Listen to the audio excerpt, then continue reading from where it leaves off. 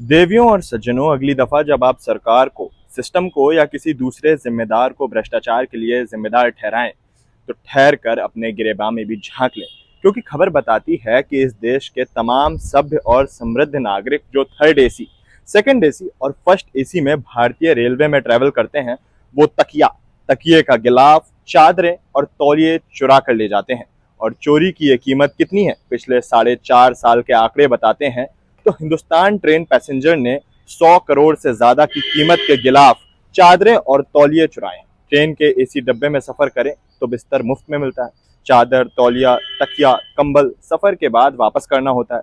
लेकिन हर 1000 में करीब 3 यात्री उतरते तो हैं, पर बिस्तर का कम से कम एक टुकड़ा उनके बैग में गलती से चला जाता है। धीरज मिश्र ने एक आरटीआई के जरिए इन तथाकथित गलतियों का हिसाब किताब लिखा है। सबसे ज्यादा चोरी किया जाता है तौलिया। 4.5 साल में 46,56,000 तौलिया चोरी हुए। वजह सीधी है, जो चीज जितनी आसानी से बैग में समा जाए उतनी आसानी से अपनी हो जाती है। दूसरे नंबर पर आती है चादर। 41,13,000 चादर चुराई गई। तकिए के कवर तीसरे नंबर पर है। 23,69,000 की लगभग तकिए के कवर चुराए गए।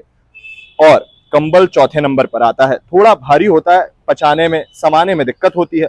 12,96,000 कंबल हैं जो भारतीय रेलवे के थे और समान समर्थ पैसेंजर अपने घर ले गए। सूची में 5वें नंबर पर है तकिया। इसका भी साइज बड़ा होता है, पर भाई लोगों ने इसका भी नहीं छोड़ा। 2,76,000 तकिए हैं जो रेलवे की बोगी में होने चाहिए थे, लेकिन किसी दुखती हुई गर्दन के नीचे होंगे और उस पर गर्दन टिकाकर वो देश की व्यवस्थाओं को कोस रहे होंगे।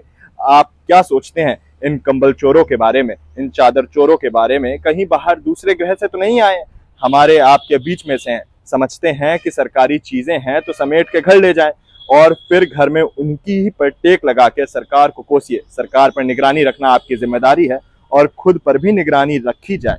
रेलवे देश की संपत्ति है, इस बात का ख्याल रखें, आपके घर की संपत्ति